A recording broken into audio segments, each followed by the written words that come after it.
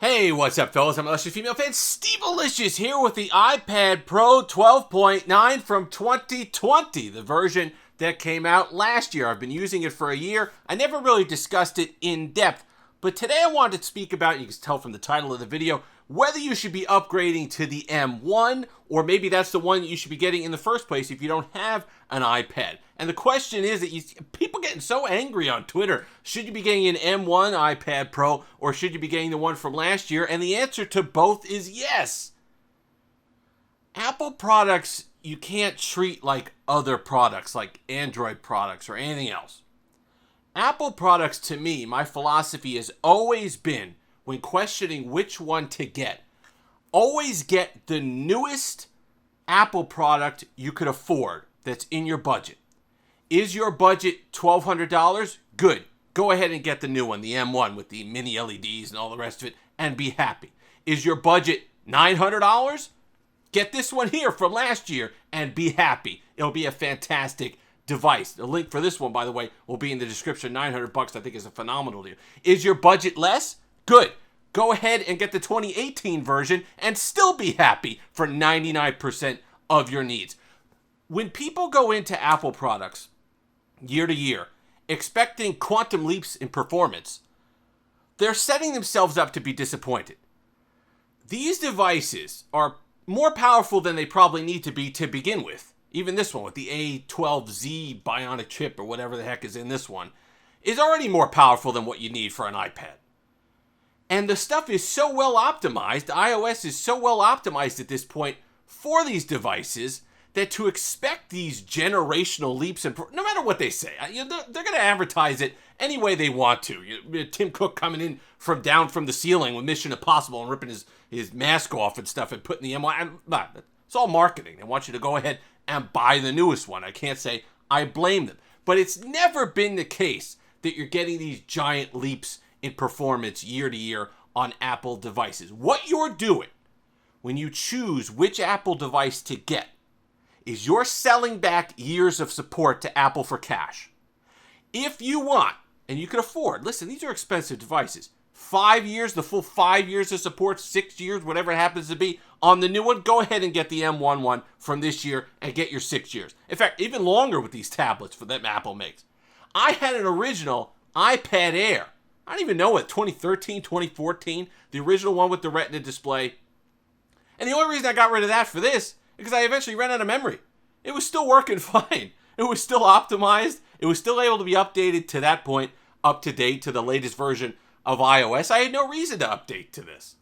But I did, ran out of space, wanted something new. It was time. I like the ProMotion display we'll talk about in a moment, so I updated. But you get a lot of life out of these iPads. So get the newest one that you could afford.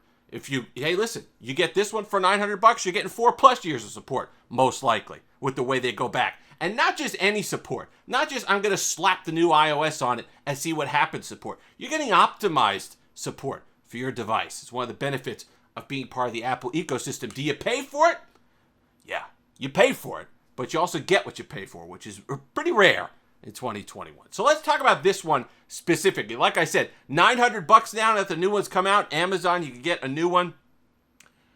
The first thing you got to talk about when you're talking about something like this, basically it's an all-screen device, is the screen itself. ProMotion display is phenomenal.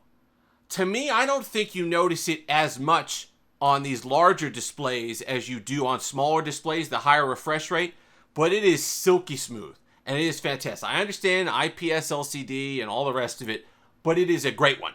It is one, the contrast is nice, the brightness is excellent, that smooth scrolling, all the rest of it. Content looks phenomenal on it, no matter what you happen to be doing. It's a joy to watch things on.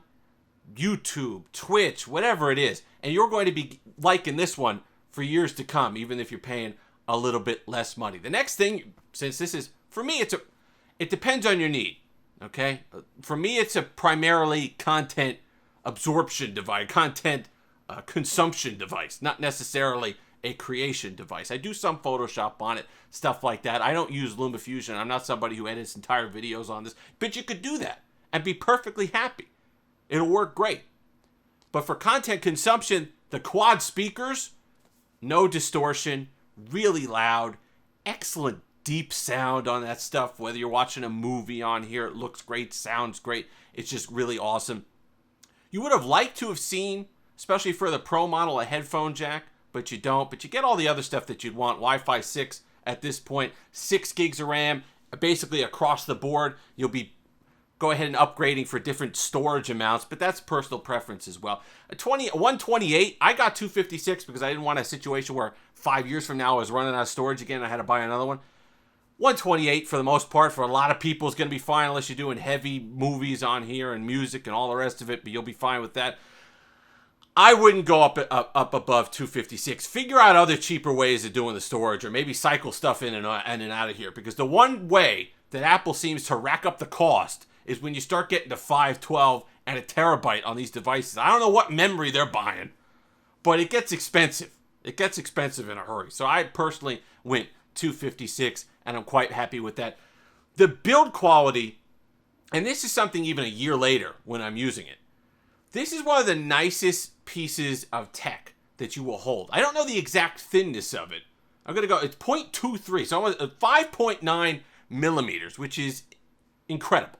Absolutely incredible. Thinner than your iPhone 12 Pro. And it feels it. It doesn't feel flimsy in that. Just all metal construction, metal and glass. The squared off, you're getting the new design language from last year that they have with the squared off edges now, but still the rounded kind of parts of the screen. But overall, the build quality, it's just one of the most solid, light, great pieces of tech that you're going to own. It's one of those ones where, like I said, you pick up a year later and you're still amazed at how well it does. And what's great is that even though you're not getting this year's version, you do still get LiDAR from last year. So a rising tide, right? Since they're continuing that on in the M1 iPad Pro, any optimizations and new stuff and features that they come out with it for that version, you got to figure will trickle down and optimize for this one. So you get to, I don't know, take pictures of your room and stuff and find out where that IKEA couch will fit or whatever it happens to be. I don't quite understand. Listen, AR is fancy. It's nice. Technology's good. I don't quite get the application for it just yet, but it's there if you need it. And also dual camera setup as well. Battery life, I didn't get the hit on battery life that a bunch of other people did on iOS 14. So keep that in mind. Mine stayed pretty much where it was at, 9+ hours or whatever it happens to be with the almost 10,000 milliamp hour battery, but it worked fantastic. Mine is the LTE version. Maybe that makes a difference. On standby, you're going to get about 5 or 10% drain a day, but if you're charging at night, you take it out, and you're doing regular stuff, you're going to get a all-day battery life, and plus, you get all day, you get home and relax and watch Netflix, and still have no issue with it whatsoever. It's just an overall phenomenal device. But the point of the video was more this. Everything you get from Apple, and listen, Apple, if you're part of the Apple ecosystem, you understand. It's not that they're perfect. They make plenty of mistakes. I've done a video on it. I've done several videos on how they withhold features and all the rest of it, and they trickle them out like just little breadcrumbs that they leave for us that we just kind of follow them along. That's terribly frustrating. But there's an upside to that. The stuff that you do get lasts forever. It's optimized forever. Name me a company. I have Samsung tablets from 6 or 7 years ago that barely even boot, let alone update to the newest features. They can barely do anything. Watch Twitch? I don't think so. Watch a YouTube video? The thing will burn up inside.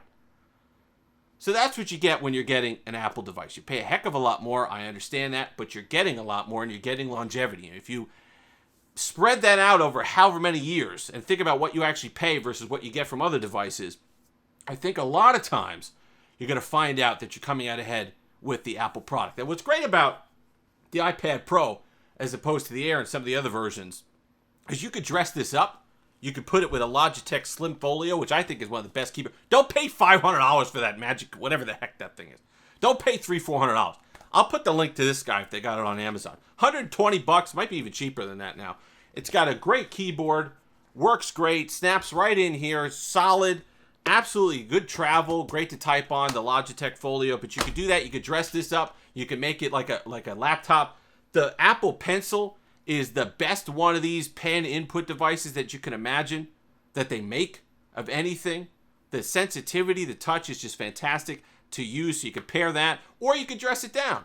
Just put it in a slim case and go on your way, and you're fine, which is great. I love the flexibility that they provide now with these iPad Pros as they've gone along, and they've reflected that in the OS too, with the mouse support and some other things that you get. Bluetooth works great. Wi-Fi, like I said, Wi-Fi 6. Way faster than you probably even have in your home.